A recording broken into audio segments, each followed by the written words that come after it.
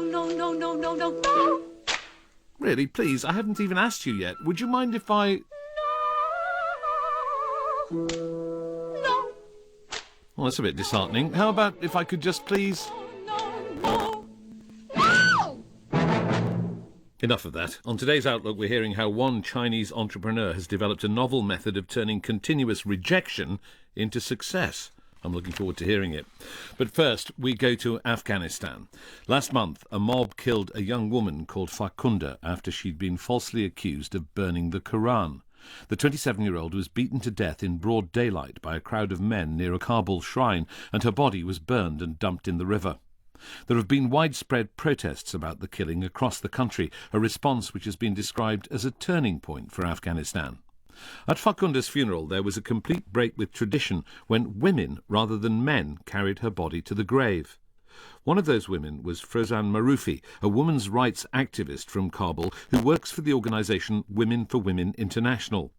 She told me how she felt when she heard about Farkhunda's death. I was very shocked, and I say, no, in Afghanistan no one can do this. When we heard that the people burn her, we get very disappointed and we get very sad. Sad for what? Because we not expected our young boys that are gathering in the center of the city, why they should decide by themselves, why they should judge by themselves, why police not reacted about this. What made you decide to attend her funeral? I was very upset about. Then I read from one of my friends on Facebook that the government will hand over the dead body of the Farkhunda to their family tomorrow at 8 o'clock. And I suddenly circulate this news to other colleagues, other friends, and I said to my daughter, if I couldn't participate in this funeral of this girl, I never forgive myself. I want to participate to this funeral. How did you prepare for the funeral?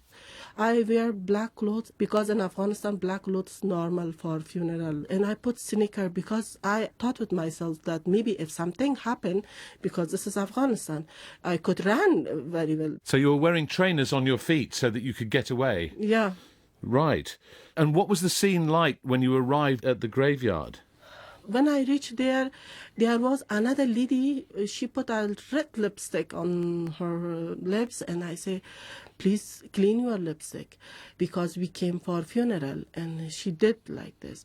And I said to my daughter, let's take a flower and put some flower in front of the coffin of the Farkhunda. Suddenly, everyone started shouting. I said, please don't shout, because right now Farkhunda dead. I believe there was one Afghan cleric who had said that those who killed Farkhunda should not be punished, and he came to the graveyard. What happened when he tried to pray over the body? I think he wants to prove himself that he is right, therefore he attend there. One of the member of their family said to me, this is our body. So what did you say to that cleric? I say to that man, right now, this is not belongs to you. This is belongs to us. This is belongs to all mothers of Kabul. This is belongs to these ladies that they are gathering here. This is not belongs to you. And the rest of the girls started shouting.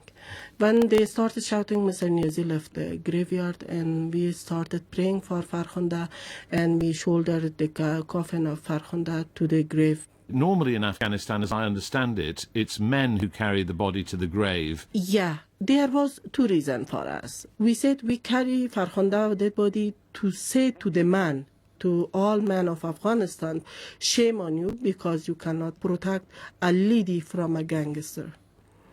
The second message was that we, as a woman, are very empowered. We decided to do this. And what did Farkhunda's family think about women carrying her body to the grave? I suggest to the ladies on that day that please allow their brother to participate with us, because this is right of her brother as well, to take the body of his sister. But the boy respected us a lot and say, no, today Farkhunda's sister will take body of Farkhunda. Therefore, now you are the sister of Farkhunda, you can carry this dead body. How many women carried the body? Mostly 10-20 were carried the body, but we replaced the place of each other because it was a long distance. So you took it in turns?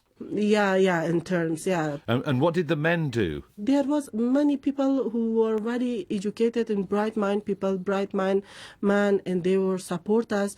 They made a cycle for this. And circle? A circle, yeah. They take hand of each other like a chain, and they take care of us, and they protect us. So they formed a kind of human chain around you women as you carried the body? Yeah. Right. And this was a very important symbol, presumably, for you. To be honest, yeah. When we returned back from the graveyard, I was stronger than before. I was very hopeful. And I say, look, we, with very less number of women, we can raise our voice against the gangster or against the people who are not following law, not following judgment of the country. I get more hopeful there because Afghan women can understand each other. After the funeral, protests spread right across the country, demanding justice for Farkhunda. How did people learn about these protests? At the time when we were in the graveyard, we talked with each other, let's do a demonstration to have justice for Farkhunda. We decided we share this information through Twitter, Facebook, and messages, mobile messages. At the time when I left office, my senior colleagues supported me, and all of them came with me to this demonstration. So you organised a demonstration. How long after the funeral did the demonstration take place? 1 day later. 1 day later. And where was it and how many people came? It was in front of the High Court of Afghanistan. It was more than 1,000 people. More than 1,000 people came. Were most of those people women, or did men join in as well? No, all men were there, all organization, all local people were there. There were parliamentarians, there were political parties, there were civil societies, human rights organization, women activist organization. There were some women who were very old, and even she cannot walk very well, but she participated in this demonstration. Were you surprised at how many people came? Yeah. The day was very rainy, and I talked with my colleagues in the car, and I say, I'm worried if there is no one, what will happen?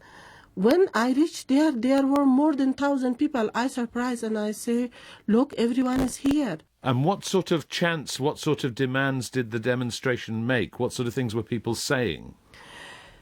Many people ask for punishment for the mob who killed Farkhunda. Many people ask for justice for Farkhunda. I understand that more than 45 people have been arrested, and some of those are police officers. Do you think the justice system is now working on behalf of Farkhunda? Once we invited by the Minister of Interior, and he promised us that he will work for justice for Farkhunda. Even if there is police officer, they will work for us. He promised us. They say that we investigated. Farkhunda was not guilty in this case. The people who were directly or indirectly involved in this case, they will go for judgment or for punishment. And you believe that the system will work well? Well, maybe they will work well or they may not, but we will follow it. As a human being activist, as a woman activist, as a civil society activist, we will follow this. Why do you think her death has caused so much outrage, has struck such a chord, not just with women, but with people right across Afghanistan? For this, I can only talk about myself. To me, my daughter, my family was very important. And I thought with myself, if I could not stand for this demonstration, then maybe this happened to me one day, or maybe this happened to my daughter or my son one day in Afghanistan. Therefore, I'm sure that this point is with everyone, with every civilian of Afghanistan. Do you take hope from the kind of solidarity that's been expressed by people across the country? Do you take hope for the future of Afghanistan, that perhaps things will change for women? Yeah, I'm very hopeful because now we understand each other. We know that we have same pain, we have same feeling that make us to come together, and we can hear each other. Even the mullahs know that that action that happened in Afghanistan was not right.